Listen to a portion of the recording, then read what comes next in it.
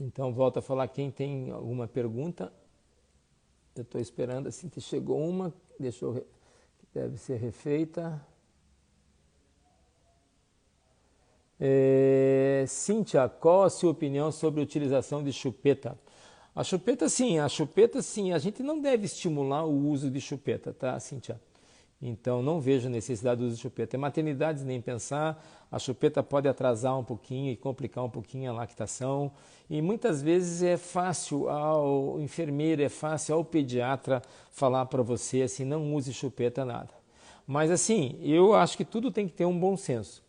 Tá? A chupeta traz um benefício. Eu oriento o seguinte: se teu filho está chorando o tempo todo, se teu filho quer mamar o teu seio de hora em hora, o teu filho está irritado e você faz um teste com a chupeta e a chupeta acalma o teu filho, nada impede de você usar provisoriamente essa chupeta, sabendo que talvez você tenha um pouco de dificuldade em tirar, que teu filho vai acostumar.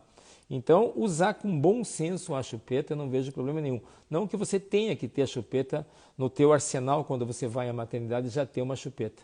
Mas se teu filho acalma com a chupeta, dá 2 a 3 horas para o teu seio, dá tempo de encher, ele fica calmo, procure usar a chupeta com bom senso, pouco tempo, algumas crianças depois usam, sabendo que você, quando tomar a decisão de tirar, você vai ter um pouquinho, teu filho vai gostar da chupeta, mas não vejo problema. Todos nós, muitas das crianças que usaram a chupeta não tem nenhum problema e não vejo nenhum trauma de criança que sai da chupeta, tá? Então, com bom senso, a literatura toda atrás, tudo isso faz. Então, muitas vezes a gente que é médico, a gente lê muita coisa, a gente vê medicina baseada em evidência, mas a gente vê que muitas vezes na prática é difícil a gente colocar na prática nossa do dia a dia dados científicos que a gente lê bastante. Então, eu acho que você tem que ter um pouquinho do bom senso da experiência, um pouquinho do bom senso de tentar ver a realidade dessa família. E não vejo assim muito com maus olhos a chupeta usada com bom senso. Cíntia, eu não vejo com maus olhos. É, Tem aqui Carneiro, Francis Carneiro. Quando cheguei, estava falando de febre e dor abdominal. Provavelmente eu estava falando de uma complicação da Covid-19, que são crianças que fizeram a Covid-19 e 2 a 6 semanas após, Francis, esse paciente tem uma complicação da Covid-19, que é uma doença inflamatória multissistêmica hoje denominada, tá bom? Então, geralmente a criança tem febre alta, tem 3, 4 dias de febre e ela tem dor abdominal, diarreia ou vômito. Então, se teu filho, veja só, hoje nós estamos na quarta-feira, e se teu filho teve febre, dor abdominal no sábado e ele está bem, pode ficar tranquilo que já passou. Fez um quadro agudo, febril, pode ter tido dor abdominal, depende da idade dele para saber o que ele está. Mas se ele está com febre e dor abdominal desde sábado, e hoje nós já estamos na quarta-feira, ele está entrando no quinto dia, procure avaliação médica com o seu pediatra, tá bom? Faça uma avaliação para ver qual é a causa disso e medicá-lo. Mas agora, se ele teve, isso foi um quadro agudo no sábado e hoje ele está bem, resolvido. Mas se ele ainda tiver algum sintoma febril, febre, diarreia, náusea, vômito, eu sugiro que você faça uma avaliação com o seu pediatra para ver qual é o problema dele. Lembrando que a telemedicina hoje é uma arma muito forte. Com a Covid-19, todos nós começamos a fazer coisas que não fazíamos, reuniões à distância, aulas, ensino à distância, reuniões da coordenação, tudo que a gente participa bastante, e também a telemedicina. Então, o Brasil evoluiu nesses últimos 3 meses, o que não evoluiu em 18 anos em telemedicina. Então, vários profissionais oferecem. A telemedicina é uma experiência muito positiva que deve ser usado no momento que você não tem condições de ir a um pediatra, no momento que é mais seguro você ficar em casa e ter o pediatra te orientar. Sempre a telemedicina deve ser feita com o seu médico, tá bom? Então, se você tem um pediatra, solicite ele uma avaliação por telemedicina ou solicite a ele uma avaliação presencial se ele está fazendo. Tá? E após essa avaliação, ele vai tomar conduta e o médico vai ter o bom senso de saber se ele, com a telemedicina, ele vai dizer, não, eu não consigo resolver você por telemedicina, por exemplo, eu preciso palpar a barriga do seu filho. Aí vai ter que fazer uma consulta presencial. Então, Francis, se ele teve e agora está bem, pode ficar 100% tranquilo. Mas se ele teve e ainda tem sintomas, procure uma avaliação médica amanhã já para ver o motivo dessa febre e dessa dor abdominal. Eu estava falando da fórmula, caiu, isso mesmo. Assim, qual, que caiu antes da fórmula. Só deve usar a fórmula infantil os nenês que não tiveram condições do aleitamento materno, tá? Então, o aleitamento materno é o melhor alimento que existe, é o leite materno. O aleitamento materno, se possível, e se houver condições, é uma decisão materna. Nós não vamos perder o nosso tempo de dizer os benefícios do leite materno, mas é uma decisão materna. A mãe tem total direito a não querer amamentar seu filho, é um direito que ela tem, tá? E a gente faz o quê? Aleitamento materno. Mas assim, vamos supor o seguinte, você mantém o seu filho com aleitamento materno, no 5º mês, no 6º mês, quando acaba a sua licença maternidade, o seu filho tem que ficar numa creche.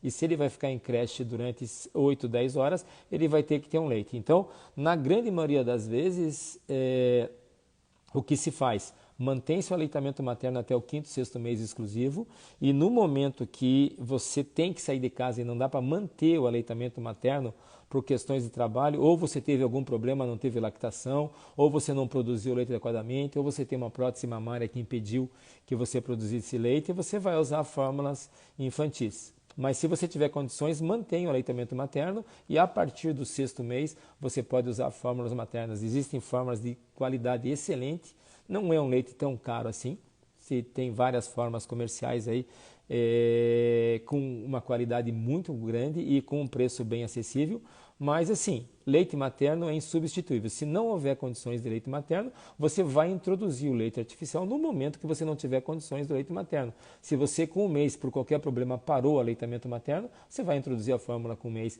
Se aos 6 meses você voltou ao trabalho e não tem como manter o aleitamento materno, você vai introduzir a fórmula a partir do 6º mês, tá? E o leite, assim, as crianças que tomam leite artificial, eles desde o começo, eles engordam mais do que o leite materno. Então a gente vê que a curva de peso de um nenê que toma fórmula em mamadeira, ela é maior do que o nenê que mama leite materno. Mas não é que o leite em fórmula, ele tem mais caloria, tá bom? O melhor leite em fórmula é aquele que mais se assemelha ao leite materno. O que acontece é que um nenê, quando mama no seio, ele gasta caloria, ele tem que ordenhar o seio da mãe e ele gasta muito caloria. Tanto é que a gente sabe que o nenê que mama no leite materno, no seio materno, desculpe, ele transpira, ele geme, ele fica taquicárdico. E o nenê que mama a fórmula, ele não faz força nenhuma. Então o ganho de peso é maior, porque o gasto calórico durante a alimentação é muito pequeno quando é mamadeira. Um nenê que mama 15 minutos em cada seio é assim, grosseiramente, o gasto calórico de você correr 1.500 metros. Então, se a gente pegar um nenezinho aí de 2 meses que tome leite materno, ele vai 5, 6 vezes ao dia ao seio, o nenê está correndo 10 quilômetros ao dia, tá bom? Então, a fórmula, quando houver necessidade, ou quando você não tiver condições de manter o aleitamento materno, pode ser indicado somente o leite de vaca mesmo, esse leite de vaca de caixinha. Esse leite, assim, se possível, deve ser evitado antes dos 2 anos de idade. Sempre use fórmula infantil até aos 2 anos. Tem uma outra pergunta aqui de Fer, de qual a sua opinião de livre demanda? Existem 2 situações, Fer, de livre demanda. A livre demanda é o quê? A livre demanda chorou, mamou. Tá? A gente sabe, Fernanda, que o nenê, a única maneira que um nenê de 1 mês, 2 meses tem de expressar que tem alguma coisa incomodando é chorando. Então, não é sempre que o nenê chora que é fome. O nenê chora de fome, ele chora de privação materna, ele chora porque ele está com cólica, ele chora porque ele pode ter um pouquinho de evento refluxo, ele chora porque ele está com saudades da mãe, ele chora porque ele está com frio, ele chora porque está calor. É difícil uma mãe no começo ter essa percepção, essa sensibilidade de saber que é fome. E a grande maioria desses eventos que faz com que o nenê chore, se você colocar lá o seio, ele vai mamar, ele vai se acalmar. É tipo assim, o que a gente vê naquele mãe canguru, o nenê que está no colo da mãe o tempo todo, o peito da mãe parece a bolsa marsupial, e você vê que ele vai parar de chorar na grande maioria das vezes. E uma das variáveis que tem, os teus seios precisa, um dos estímulos que eu falei anteriormente, para você produzir leite, é a tua glândula esvaziar, e isso vai ser um estímulo para você produzir o hormônio que vai produzir mais leite. Se der livre demanda, o teu filho for a cada meia hora, 1 hora, não vai dar tempo de você produzir leite em quantidade suficiente. E o que vai acontecer? Ele vai mamar e daqui 1 hora a tua glândula não está cheia e mama de novo, então ele não se satisfaz.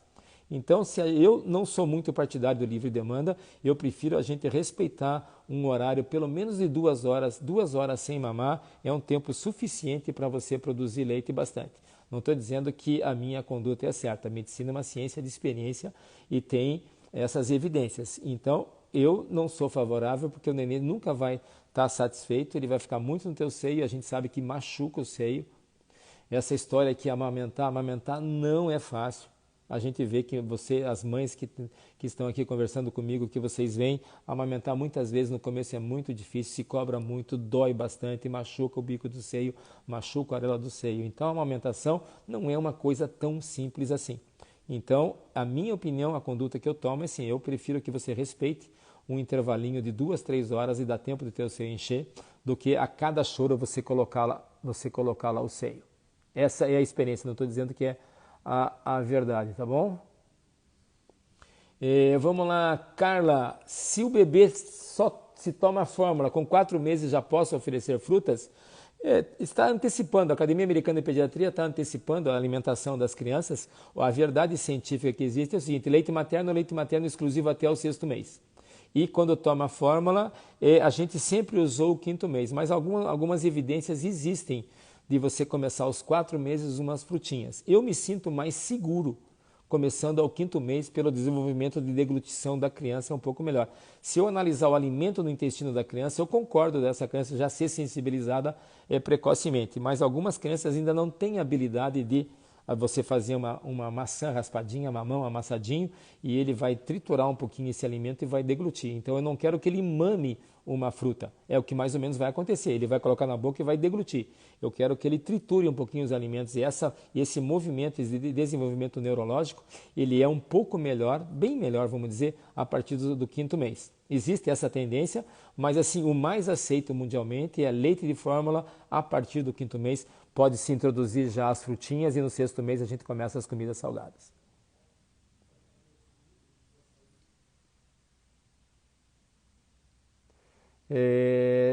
Vamos lá, Lígia.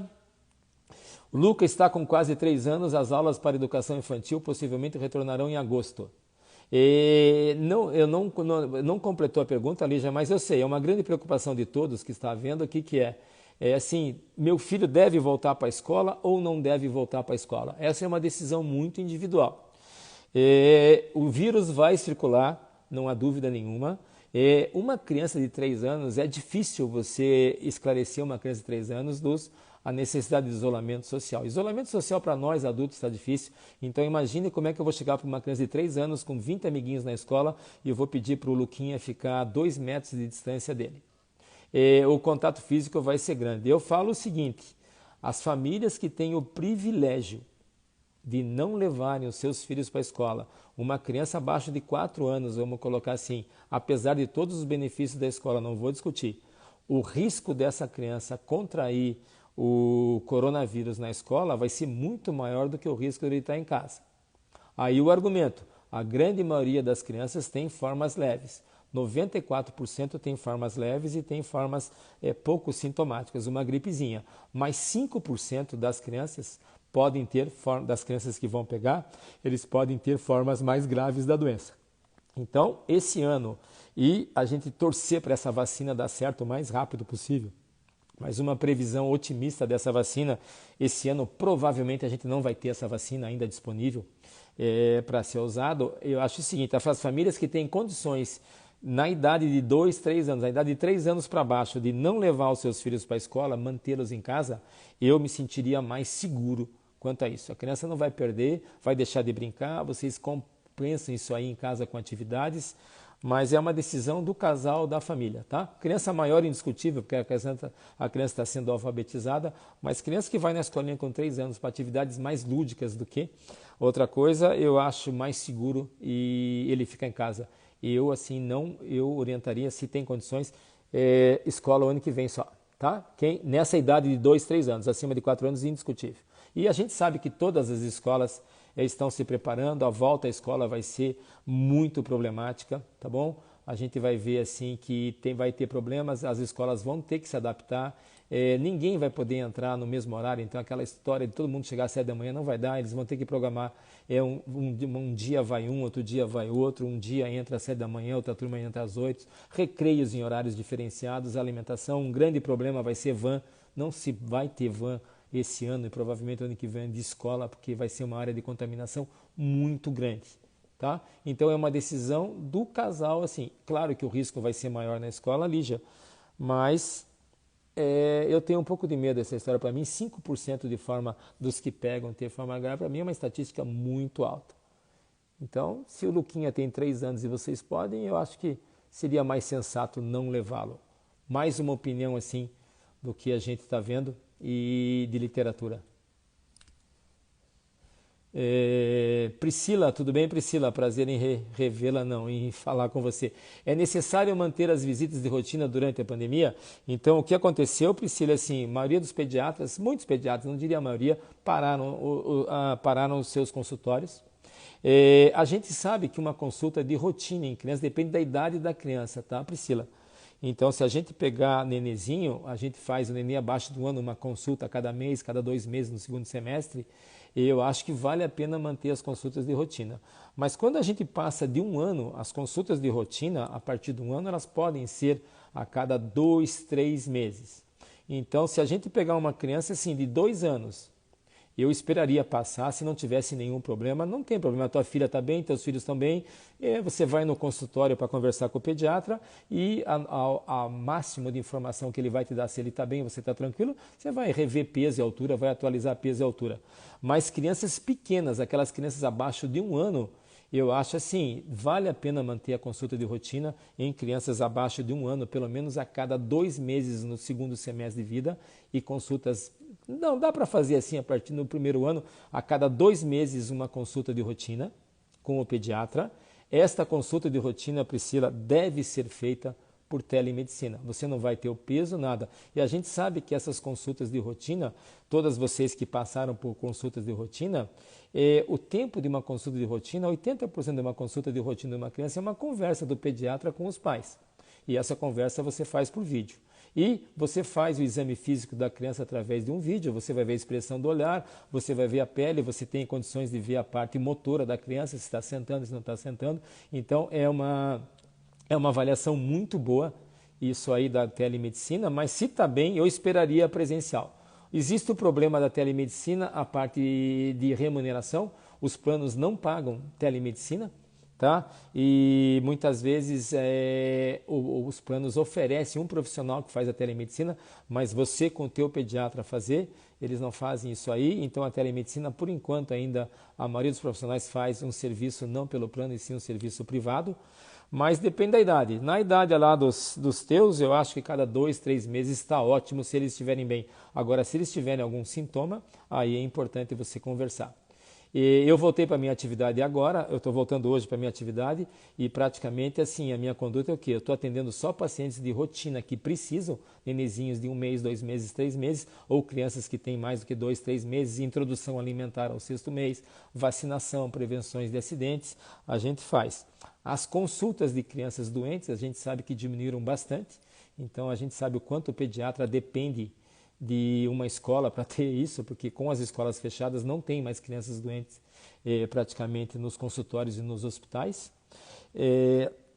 As consultinhas dele, então, eu acho que você deve ficar bem tranquila e só ir ao consultório se realmente há necessidade, grandes dúvidas com o desenvolvimento da alimentação, e quando eu tiver um sintoma, primeiro eu converso com o pediatra. Então, se tem algum sintoma, conversa, o Rubens está assim, assim, assim, está com febre, não, faça isso, isso, aquilo. Tentar telemedicina, e se o teu pediatra achar que precisa uma consulta presencial, ele vai dar condições e vai se proteger, vai proteger todo mundo dos riscos de você contrair o coronavírus, porque hoje qualquer pessoa no mundo que tenha qualquer quadro febril agudo, tosse, diarreia, qualquer sintoma agudo, febre não, porque metade das crianças com Covid-19 não tem febre. Então, eu acho que se tiver algum sintoma, a consulta por telemedicina tem que ser feita e é seguro em quem tem condição de fazê-la. E as consultas de rotina vai depender da idade, abaixo de 6 meses, e da angústia dos pais em orientações do pediatra.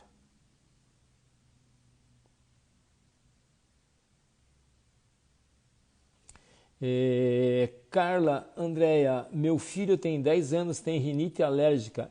Ele está no grupo de risco? De maneira nenhuma, tá, Carla? Desde o começo da Covid-19, o Centro de Controle de Doenças dos Estados Unidos colocaram a asma como um fator de risco. É mais um senso comum, a asma fator de risco, por quê? Porque é de se esperar o órgão-choque da Covid-19, a maioria dos pacientes morrem por lesão pulmonar aguda. O grande local que o vírus habita é o pulmão. Então é de se imaginar que se eu tenho asma, eu tenho um risco maior. E isso surgiu quando teve a epidemia do influenza, do H1N1, 30% das pessoas que estavam TI têm asma. E o que se demonstrou nesses 5 meses que estamos convivendo com essa pandemia é até o contrário. Os pacientes com asma, por exemplo, rinite de maneira nenhuma. Se teu filho tem rinite, ele não tem risco nenhum a mais. Mas, assim, 20% das crianças com rinite também têm asma. E o que se sabe, aproveitando a tua pergunta, não para rinite, mas mais para asma, é o seguinte: as pessoas que têm asma estão protegidas das formas graves da Covid-19. Então, todos os pacientes que têm asma, a maioria deles, quando a gente vai ver os pacientes que internam UTI, a asma não é fator de risco. O que é fator de risco é obesidade, é hipertensão, é enfisema, é fumante, é doença inflamatória crônica, são pacientes com imunossupressão. Então não é que você vai relaxar porque a criança tem asma, você vai cuidar, mas não tem que ter uma preocupação a mais. Então quem tem asma, o vírus entra menos no pulmão de uma criança que tem asma, porque o receptor desse vírus no pulmão é muito pequeno, a expressão dele é muito menor nos pacientes com asma. Então a asma vai proteger de formas graves, tá bom? A outra orientação, se teu filho tem rinite, se teu filho tem asma, mantenha todos os medicamentos de uso contínuo dele, você pode manter esses medicamentos, mantenha o spray nasal dele, mantenha a higiene nasal. Se ele faz uso de spray de corticoide para sua asma, pode mantê-lo. Não tem problema nenhum usar corticoide inalado nessa pandemia. Então mantenha as orientações de seu pediatra, de seu alergologista, tá bom? E não tenha preocupação que rinite não é grupo de risco para forma grave.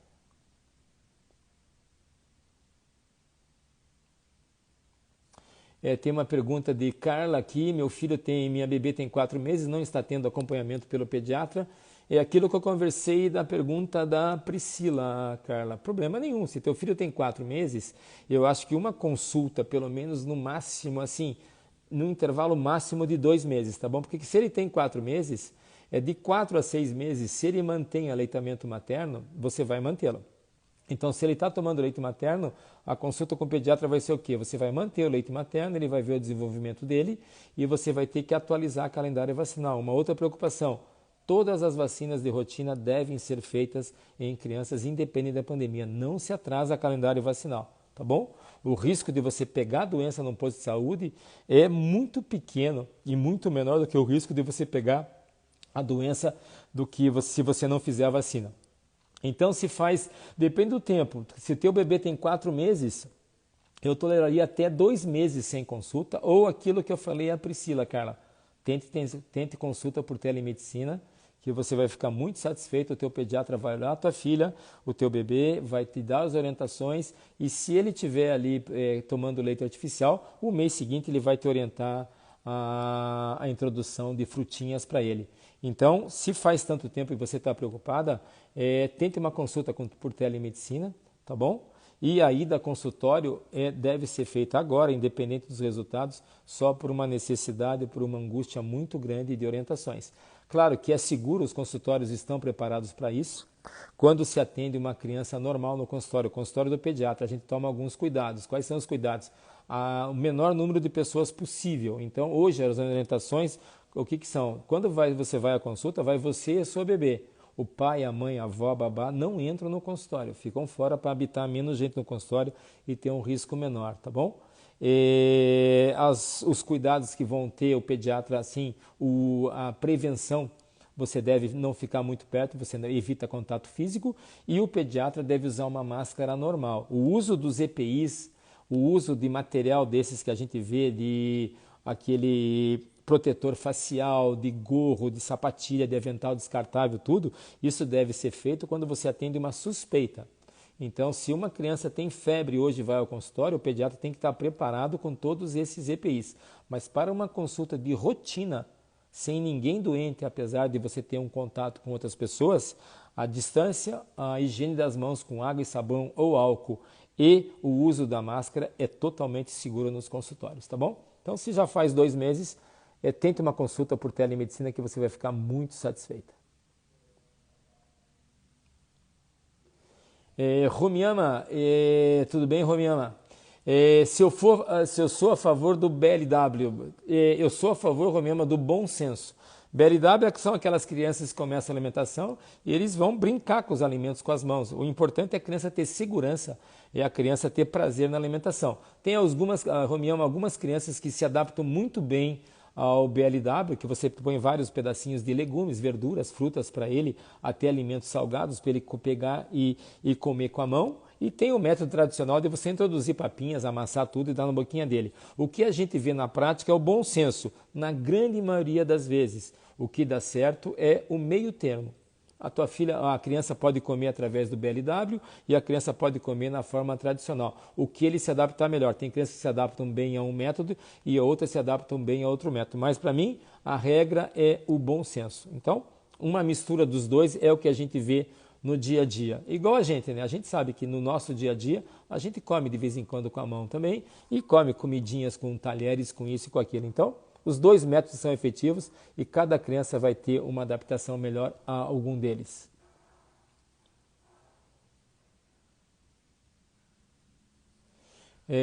Vamos ficar mais um pouco. Meu filho está aguardando a liberação para operar adenoide e amígdalas. Há alguma orientação? Primeira coisa, assim, eu queria ver Alvarenga, tá? Desculpa, eu consigo ver teu sobrenome. Eu não estou entendendo qual liberação. Muitas vezes, assim, você vai operar adenoide e amígdala do seu filho, tem que ver a indicação da cirurgia, né? Qual que é a indicação. Hoje existem indicações precisas de tirar adenoide e amígdalas, cada vez mais está se tirando menos adenoide e amígdalas. E qual é a liberação? Se a liberação é do seu pediatra, por exemplo, você tem uma criança que tem uma indicação, ele ronca, faz apneia do sono, tem que operar. A avaliação prévia do pediatra é importante. Então essa é uma liberação, é o seu pediatra. Uma outra orientação que pouca gente faz, liberação para uma cirurgia é o ok do seu pediatra. Se você tem um filho, vai ao pediatra, ele conhece seu filho, sabe que ele é completamente saudável, ele vai te dar um atestado dizendo que libera a criança para a cirurgia. Muitas clínicas exigem também a liberação do anestesista, uma consulta prévia com o anestesista. E uma coisa que a gente não consegue acabar é, numa criança previamente ígida, a realização de exames pré-operatórios. Não tem indicação alguma de realizar nenhum exame pré-operatório de sangue. E a gente vê hoje coisas que parece que você está operando uma pessoa hipertensa, obesa, com cardiopatia. Se faz rotina de exames de sangue, não tem valor nenhum num pré-operatório de uma criança ígida. Se faz eletrocardiograma e muitas vezes ecocardiograma numa criança saudável. Então, a maior liberação que existe para uma cirurgia eletiva, que é adenoide e amígdala, é a liberação do seu pediatra. Talvez a sua liberação seja assim: nos tempos de Covid, devo operar meu filho de adenoide e amígdalas? Eu acho que é uma cirurgia eletiva. Se teu filho não faz apneia do sono, eu aguardaria passar um pouquinho mais, deixa passar essa pandemia e depois você opera eletivamente, tá bom? Espero ter respondido se essa é a liberação. Se for uma outra dúvida que você tenha, por favor, me faça novamente a pergunta.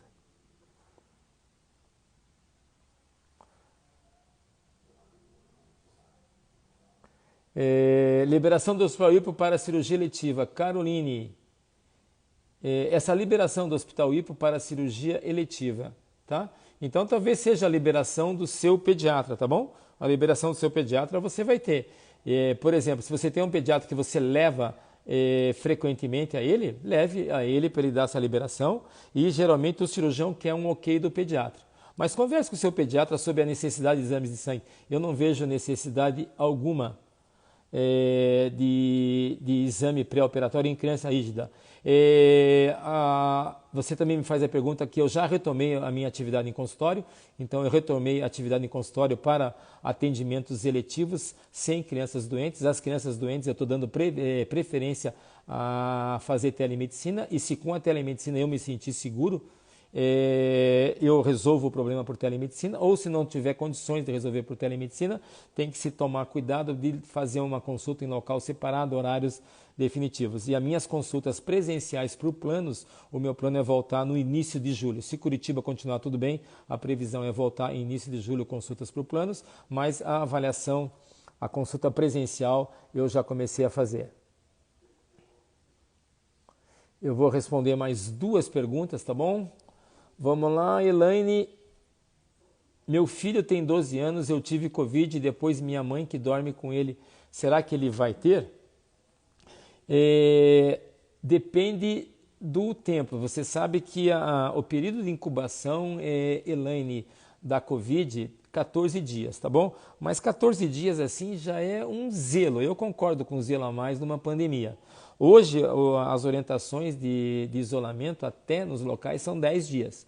90% das pessoas que têm Covid-19, eles manifestam a Covid-19 até 7 dias, a grande maioria já manifesta a doença. Então, se você teve a Covid e você foi documentado através de PCR, tá? E a sua mãe dorme com ele e vocês moram juntos, e se você tomou as precauções, por exemplo, se você teve a Covid, você deve ter ficado isolada e 10, 14 dias. Então, existe um risco dele ter, claro, porque teve um contato domiciliar, mas não tem indicação, não vejo necessidade de você fazer exame de PCR nele. Deve ser feito, eu acho que só deve ser feito PCR nesse momento para pessoa assintomática. Então, você tem que aguardar aí, se você teve a Covid-19, a grande maioria das vezes, sendo assim zeloso, no máximo até 10 dias depois. Se ele não pegar, ele não vai, a chance dele pegar depois de 10 dias é muito pequena. Mas na grande maioria das vezes, os quadros são leves. Se ele tiver qualquer sintoma, aí você tem que ser notificado, aí você tem que colher sangue para trabalho epidemiológico, tá bom? Mas observe ele e não fique tão preocupada. Então eu vou responder aqui uma última pergunta. Estou tentando encontrar aqui. Liberação da IPO, tem previsão, Covid.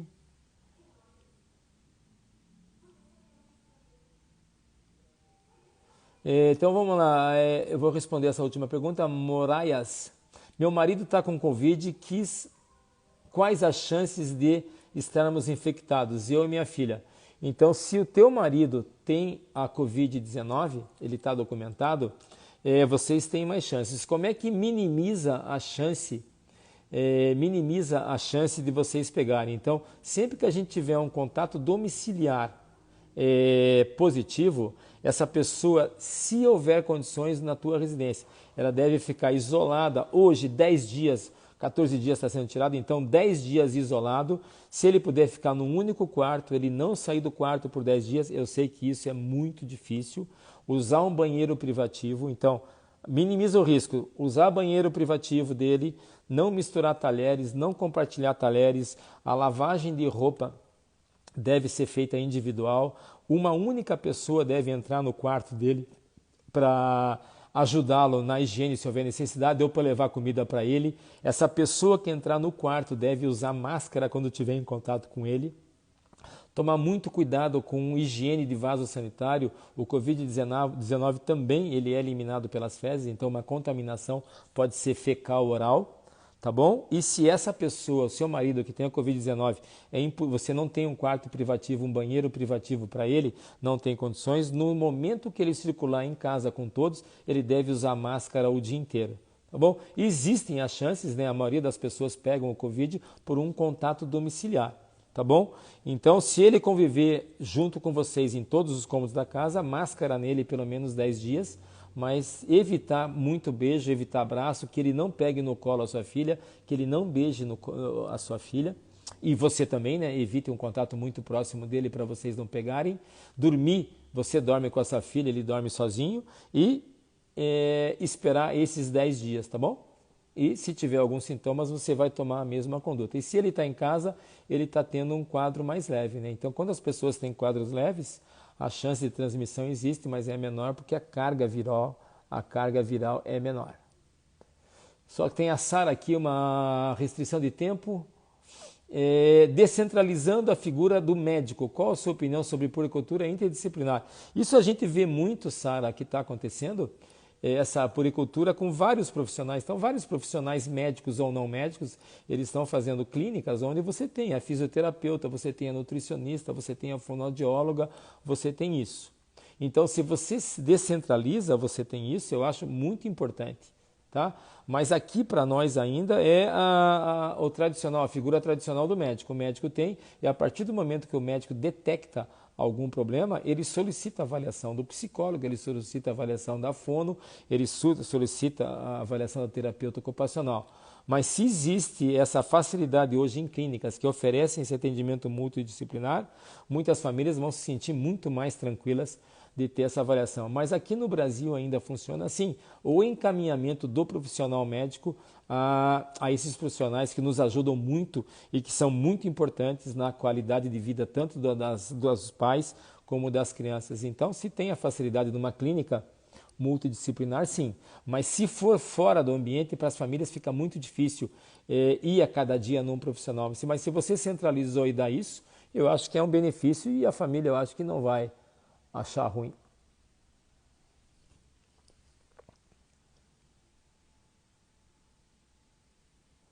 Eu vou responder então uma última pergunta aqui, que já deu bastante tempo.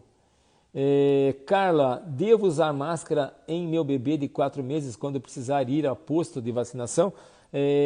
Carla, de maneira nenhuma, tá? Existe um único consenso, não se usa máscara em criança abaixo de 2 anos, tá? Isso não quer dizer que você deve usar em crianças acima de 2 anos. As crianças acima de 2 anos só devem usar máscaras se elas souberem usar máscaras.